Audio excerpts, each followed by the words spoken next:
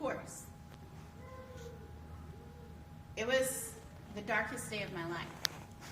And believe me, I've seen many dark days. You would not have wanted to meet me before I met him, before he delivered me and made me whole.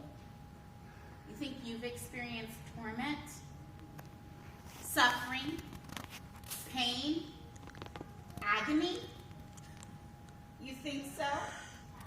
I can almost guarantee that your worst day was probably better than my best.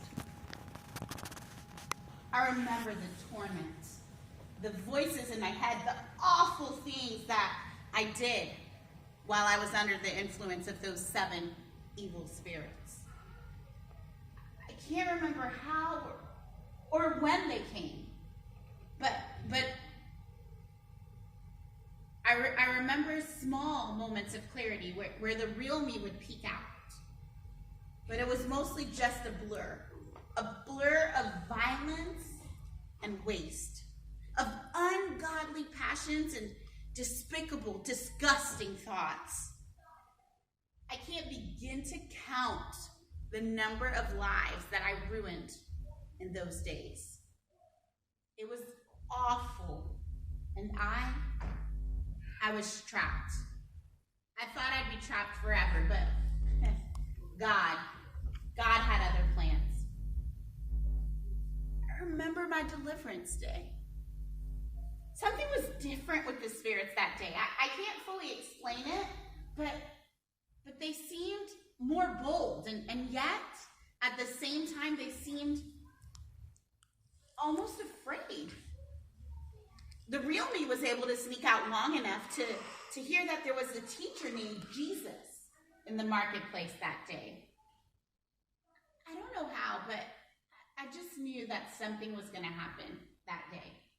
Something big. Then the evil spirits regained control. They mocked Jesus as he approached me. They tried to lure him into the dark pit that I was in.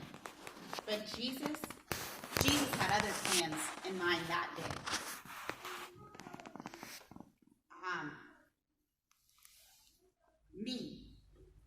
Freeing me from the oppression of these demons. I had never heard someone speak with such authority as he did that day. He simply commanded those demons to flee, and I was whole. I was Mary of Magdala. Mary Magdalene. I never looked back at that woman possessed by 7 demons. I simply followed Jesus. I supported his ministry with whatever money I had, and he supported me with his words and teachings. He treated me and the other women among us exactly the same as his male disciples. We were never subjected to a secondary or subservient role, but instead we were able to go everywhere that they went and listen to all the same parables and teachings that the men heard. That's what made him different. I was not just a woman. I was a person.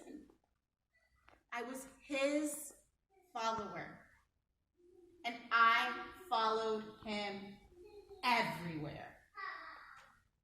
I was with him in the crowd that day when the woman with the issue of blood was healed. Later that same day, I watched him raise a man's daughter from the dead.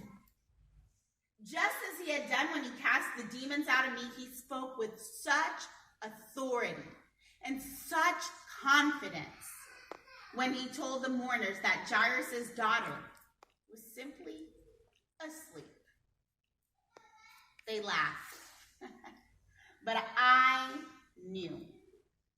You don't get delivered the way that I did and then doubt.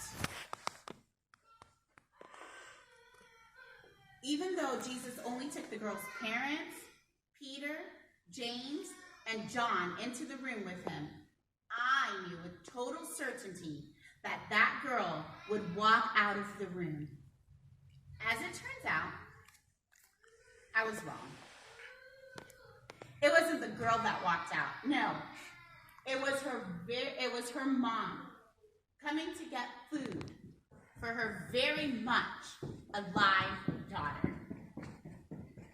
How amazing it was to be there and to watch their mourning turn into rejoicing and praise.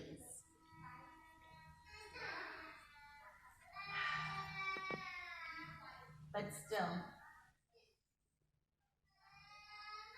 this great Messiah who brings the dead to life is now laying in a tomb.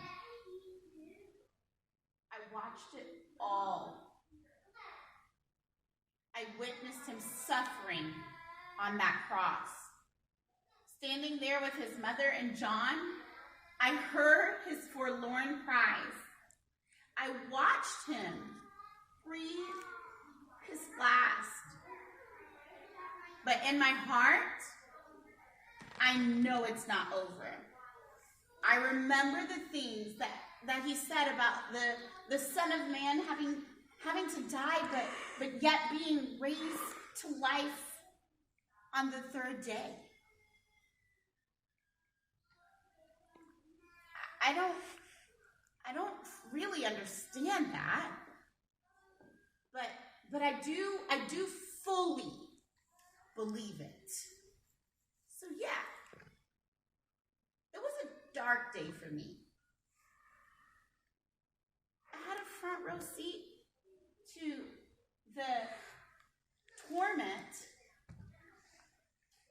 and agonizing death of my Lord and my very, very good friend. It was a dark day, yes, but I'm still filled with anticipation. My Lord, the one who delivered me, well, he has promised also to deliver himself. And I, for one, can't wait to see how.